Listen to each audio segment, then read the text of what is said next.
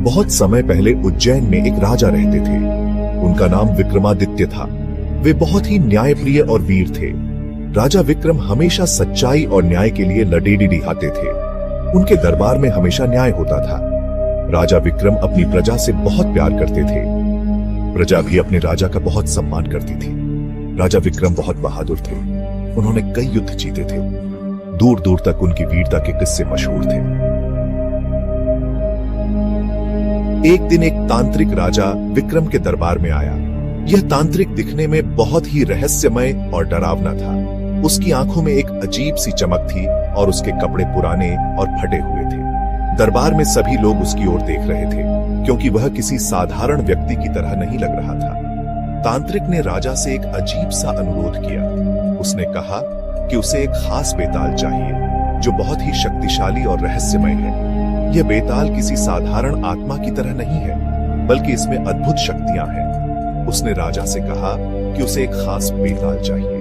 यह बेताल एक श्मशान में एक पेड्डू पर उल्टा लटका हुआ था। तांत्रिक ने बताया कि यह बेताल बहुत ही खतरनाक है और इसे पकड़ ढूंढना आसान नहीं है। यह बेताल एक श्मशान में एक पेड्डा पर उल्टा लटका हुआ था। श्मशान का वातावरण बहुत ही डरावना और भयानक था। वहां चारों ओर अंधेरा था और हवा में एक अजीब सी ठंडक थी। पेड़ के नीचे कई पुरानी और टूटी हुई कब्रें थीं। तांत्रिक ने राजा को बेताल को पकड़ ढूंढने का तरीका बताया। उसने कहा कि राजा को श्मशान में जाकर उस पेड़ के पास जाना होगा और बेताल को पकड़ना होगा, लेकिन यह काम बहुत ही सावधानी से करना होगा, क्योंकि बेताल बहुत चालाक और शक्तिशाली है। उसने राजा को चुप रहने की चेतावनी दी। तांत्रिक ने कहा कि अगर बेताल कुछ कहे तो राजा को जवाब नहीं देना। बेताल राजा को भ्रमित करने की कोशिश करे, लेकिन राजा को उसकी बातों में नहीं आना। तांत्रिक ने कहा कि अगर बेताल कुछ कहे तो राजा को जवाब नहीं देना। अगर राजा ने जवाब नहीं दिया तो बेताल वापस श्मशान चला जाएगा। ये चेतावनी कि बेताल बहुत चालाक था। अगर राजा ने जवाब दे दिया तो बेताल वापस श्मशान चला जाएगा।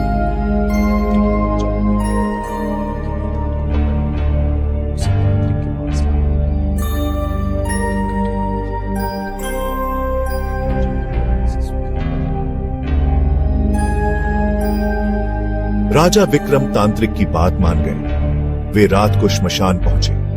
श्मशान बहुत डरावना था। चारों तरफ सन्नाटा छाया हुआ था। राजा ने हिम्मत करके उस पेड़ के पास जाकर बेताल को पकड़ लिया। जैसे ही राजा ने बेताल को पकड़ा, बेताल बोलने लगा। बेताल ने कहा, राजन, मैं तुम्हें कहानी सुनाता हूं। राजा विक्रम चुप रहे। वे तांत्रिक की बात भूले नहीं थे। बेताल ने एक बहुत ही रोचक कहानी सुनाई। कहानी एक राजकुमार और एक गरीब लडेडिएकी की थी। कहानी सुनकर राजा सोच में पड़ी डेडेच गए। कहानी के अंत में बेताल ने राजा से एक सवाल पूछा। सवाल सुनकर राजा भूल गए कि उन्हें चुप रहना है। राजा ने बेताल के सवाल का जवाब दे दिया। जवाब सुनते ही बेताल हंसने लगा और वापस पेड़ पर जाकर लटक गया। राजा विक्रम निराश नहीं हुए। वे वापस पेड़ पर चढ़े और बेताल को फिर से पकड़ डाच दिया। बेताल ने फिर से एक कहानी सुनाई। यह कहानी एक व्यापारी और उसके बेटे की थी। कहानी बहुत ही पेचीदा थी, लेकिन राजा विक्रम ने ध्यान से कहानी सुनी। कहानी के अंत में बेताल ने फिर से एक सवाल पूछा। इस बार राजा विक्रम ने सावधानी बरती। उन्होंने बेताल के सवाल का जवाब नहीं दिया। ऐसे ही बेताल राजा विक्रम को कई कहानियां सुनाता रहा। हर कहानी में एक गहरा संदेश छिपा होता था, जो राजा विक्रम को सोचने पर मजबूर कर देता था।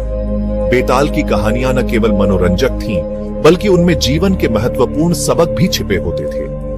राजा विक्रम हर बार बेताल की कहानियों को ध्यान से सुनता और अपनी बुद्धिमानी से उसका उत्तर देता। हर बार राजा विक्रम को अपनी चतुराई से बेताल को चुप कराना पड़ी डिटता। बेताल की कहानियां सुनते सुनते राजा विक्रम को यह एहसास हुआ कि बेताल के पास एक गहरा रहस्य छिपा हुआ है। वह जानना चाहता था कि बेताल की असली पहचान क्या है और वह क्यों इन कहानियों को सुनाता है। अंत में बेताल ने अपनी सच्चाई बताई। उसने राजा विक्रम को बताया कि वह एक सिद्ध पुरुष की आत्मा है, जो किसी कारणवश इस जंगल में फंसी हुई है। बेताल ने यह भी बताया कि उसकी आत्मा को मुक्त करने के लिए एक विशेष अनुष्ठान की आवश्यकता है। जिसे केवल एक सच्चे और निडर राजा ही पूरा कर सकता है। उसने बताया कि वह एक सिद्ध पुरुष की आत्मा है। बेताल ने राजा विक्रम को यह भी बताया कि उसकी आत्मा को मुक्त करने के लिए एक तांत्रिक ने उसे इस जंगल में बांध रखा है। तांत्रिक की योजना थी कि वह राजा विक्रम का इस्तेमाल करके बेताल को अपने पास लाए और उसकी शक्तियों का दुरुपयोग करे। बेताल ने यह भी बताया कि तांत्रिक उसे मारना चाहता है। तांत्रिक की योजना थी कि वह बेताल की आत्मा को अपने वश में करके उसकी शक्तियों का उपयोग अपने स्वार्थ के लिए करे। बेताल ने राजा विक्रम को चेतावनी दी कि तांत्रिक बहुत ही चालाक और खतरनाक है और उसे हराने के लिए बहुत ही सावधानी और बुद्धिमानी की आवश्यकता होगी। तांत्रिक राजा विक्रम का इस्तेमाल करके बेताल को अपने पास लाना चाहता था। राजा विक्रम ने बेताल की बातों को ध्यान से सुना और उसने तांत्रिक की योजना को विफल करने का निश्चय किया। उसने बेताल से वादा किया कि वह उसकी आत्मा को मुक्त करेगा और तांत्रिक के बुरे इरादों को नाकाम करेगा। यह सुनकर राजा विक्रम को तांत्रिक पर बहुत गुस्सा आया। उसने सोचा कि कैसे कोई व्यक्ति इतनी निर्दयता से किसी की आत्मा को बंधक बना सकता है। राजा विक्रम ने अपने साहस और बुद्धिमानी से तांत्रिक का सामना करने का निश्चय किया और बेताल की आत्मा को मुक्त करने के लिए अपनी यात्रा जारी रखी। राजा विक्रम ने तांत्रिक को हरा दिया और बेताल को मुक्त कर दिया। विक्रम और बेताल की कहानियां हमें बहुत कुछ सिखाती हैं। ये कहानियां हमें बताती हैं कि सच्चाई और न्याय की हमेशा जीत होती है।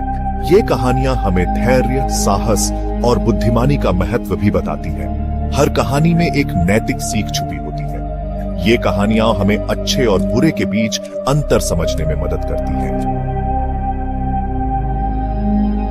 विक्रम और बेताल की कहानियां सदियों से लोगों को प्रेरित करती आ रही हैं। ये कहानियां केवल मनोरंजन का साधन नहीं है, बल्कि इनमें छिपे संदेश हमें जीवन के विभिन्न पहलुओं को समझने में मदद करते हैं। ये कहानियां हमें बताती हैं कि मुश्किल समय में भी हमें हिम्मत नहीं हारनी चाहिए।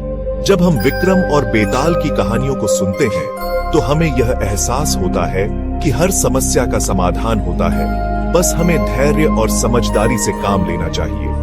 ये कहानियां आज भी उतनी ही प्रासंगिक हैं जितनी पहले थी। समय बदलता है, लेकिन जीवन के मूलभूत सिद्धांत वही रहते हैं। इन कहानियों में छिपे नैतिक मूल्य और जीवन के सबक आज भी हमें सही दिशा दिखाते हैं। इन कहानियों से हमें जीवन के कई महत्वपूर्ण सबक सीखने को मिलते हैं, जैसे कि सच्चाई की हमेशा जीत होती है और हमें अपने कर्तव्यों का पालन करना चाहिए।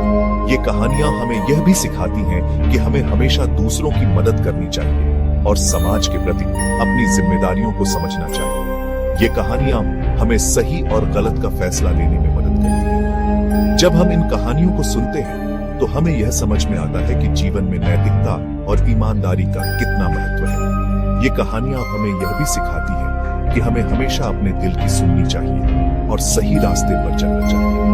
ये कहानियां हमें एक बेहतर इंसान बनने के लिए प्रेरित करती हैं। जब हम इन कहानियों को सुनते हैं तो हमें यह एहसास होता है कि हमें अपने जीवन में सकारात्मक बदलाव लाने चाहिए। ये कहानियां हमें यह भी सिखाती हैं कि हमें हमेशा दूसरों की मदद करनी चाहिए और समाज के प्रति अपनी जिम्मेदारियों को समझना चाहिए। इस प्रकार कहानियां हमारे जीवन को समृद्ध और अर्थपूर्ण बनाती हैं। दोस्तों, विक्रम और बेताल की कहानियां हमें सोचने पर मजबूर करती हैं। क्या हम विक्रम की तरह न्यायप्रिय और साहसी बनने की कोशिश करते हैं? क्या हम इन कहानियों से कोई सीख लेते हैं? ये सवाल हम सभी के लिए है। हमें इन कहानियों को सिर्फ सुनना या पढ़ना ही नहीं चाहिए, बल्कि इनसे सीख भी लेनी चाहिए। आइए हम सब मिलकर एक बेहतर समाज और एक बेहतर दुनिया बनाने की कोशिश करें।